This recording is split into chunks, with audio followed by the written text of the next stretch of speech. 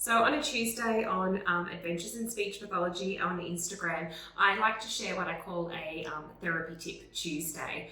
And I share really simple activities that don't take a lot of setup, that don't involve a lot of pieces, that allow me to get a lot of high practice trials in my session and keep the child engaged. And I was talking about using an abacus, and a lot of people ask me how to use it. Now, I know this isn't a game, but there are a couple reasons why I use this, and it's actually very, very successful.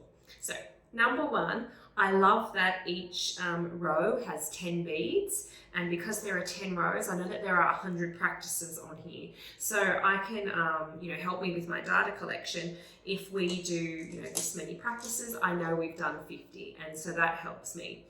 But I know it sounds strange, but my kids actually really enjoy using this abacus. I think what it is they love flicking the beads. It's very, satisfying for them to be able to say a word correctly and then flick a bead and move it with their finger.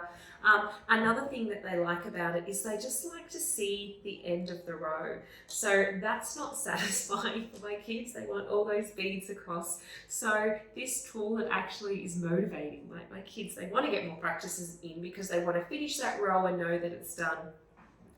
Now what I've done to help me is I usually stick my cards on the side here so that we can practice each word and go down the abacus that way. Otherwise, if you've got larger cards, you can just stick a large card on here and have the child practice that way. So I've done both of those. A little bit of advice.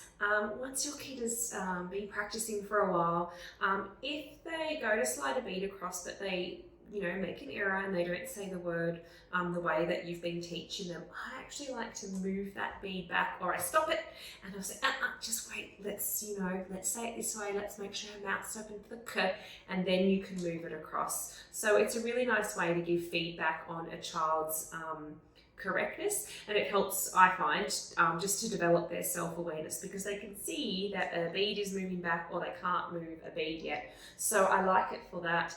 The other reason why I love the abacus is I find it really great with minimal pairs. As you know, with minimal pairs therapy, we say both words. So I might just stick, pin and fin over here. And for the child to move a bead across, they have to say both of these correctly. So pin, fin, and you can move a bead across that way. So those are just a couple of ways that I use an abacus. Basically, I just use it for the child to practice saying the word and they can move a bead across. It's as simple as that. It doesn't have to be the most exciting game. And if I use the most exciting game like this, which I did use today, I find a lot of my kids get so focused on the crocodile on the teeth and figuring out which one and, should I push down that tooth? Their attention zooms in on the game and we lose focus on what we're here to do, which is speech practice. So it's just another reason why I like using it. The other thing I'll let you know is that you don't have to do 100 practices. You might just do a couple of rows. You might just do 3 rows. But that's 30 practices in. So if you're trying to, reach about 100 practices in your therapy session, at least you can count here and know, wow, I'm actually halfway through just with one activity. So it's really, really great for helping you as a speech pathologist, have a general idea of how many practices you're getting in your session. So I hope you like that. Go check out my Adventures in Speech Pathology on Instagram for some more Therapy Tip Tuesdays. And if you want to see more ideas, just subscribe to our YouTube channel here, and I will keep sharing what works for my therapy room.